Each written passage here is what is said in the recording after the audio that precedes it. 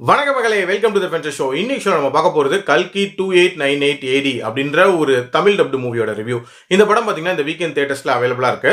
இந்த படத்தில் பிரபாஸ், அமிதாப் பச்சன், கமல் அப்படின்னு சொல்லிட்டு ஒரு பெரிய நட்சத்திர பட்டாலுமே நடிச்சிருக்கு. இந்த படம் ஒரு இந்து மைத்தாலஜியை மையமாக வச்சு அமைக்கப்பட்ட ஒரு ஸ்கைஃபை மூவி அப்படின்னு சொல்லலாம். சயின்ஸ் ஃபிக்ஷனுக்கும் இந்து மைத்தாலஜிக்கும் என்ன சம்பந்தம் அப்படின்னு நீங்கள் யோசிக்கலாம். பட் இதில் ஒரு நீட்டான கனெக்ஷன் அப்படின்றது கொடுத்துருப்பாங்க. இந்த படத்தோட ஸ்டார்டிங்லேயே பார்த்தீங்கன்னா மகாபாரதத்தோட குருக்ஷேத்திரத்துல இருந்து தான் ஆரம்பிக்குது. அங்கே வந்து அஸ்வத்தாமாக்கு கிருஷ்ணன் ஒரு சாபம் கொடுக்குறான், இவனுக்கு சாவே இல்லை அப்படின்ற மாதிரி. அந்த சாபத்துக்கான மீனிங் என்ன அப்படின்ற மாதிரியான ஒரு கொஸ்டின் இருக்கு. அப்படியே 6000 வருஷத்துக்கு அப்புறமாட்டு பிரசன்ட்ல காஷி சிட்டியை காட்டுறாங்க. அதுல காம்ப்ளெக்ஸ் அப்படின்ற ஒரு பர்டிகுலர் பகுதியை வந்து கமலஹாசன் தான் வந்து ரூல் பண்ணிட்டு இருக்காரு. இவரு கர்ப்பம் தரிக்கக்கூடிய பெண்கள் எல்லாத்தையும் வச்சு சீக்ரெட்டான ஒரு ஆராய்ச்சி அப்படின்றத பண்ணிட்டு இருக்காரு. அந்த ஆராய்ச்சியின் விளைவு வந்து நம்ம தீபிகா படுகோன் பிரெக்னன்ட் ஆயிடுறாங்க. பட் அங்கிருந்து எஸ்கேப் ஆயிடுறாங்க.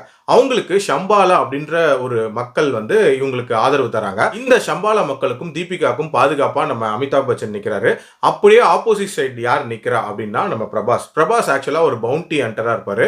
அவரை பொறுத்த வரைக்கும் நிறைய யூனிட் சேர்த்து ஒரு வசதியான வாழ்க்கை வாழணும் அப்படின்ற மாதிரியான ஒரு எண்ணத்தோட இருப்பாரு.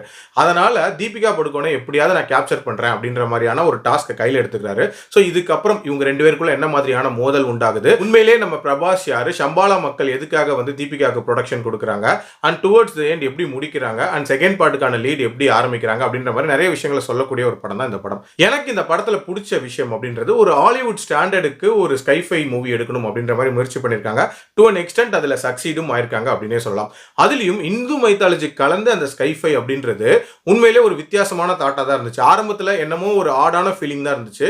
பட் அந்த ஸ்கிரீன்ல வந்து அதை ப்ராப்பரா ஜஸ்டிஃபை பண்ணியிருந்தாங்க. அதுலயும் வித்தியாசமான டிவைசஸை வந்து இதுல யூஸ் பண்ணியிருந்தாங்க அப்படின்னே சொல்லலாம்.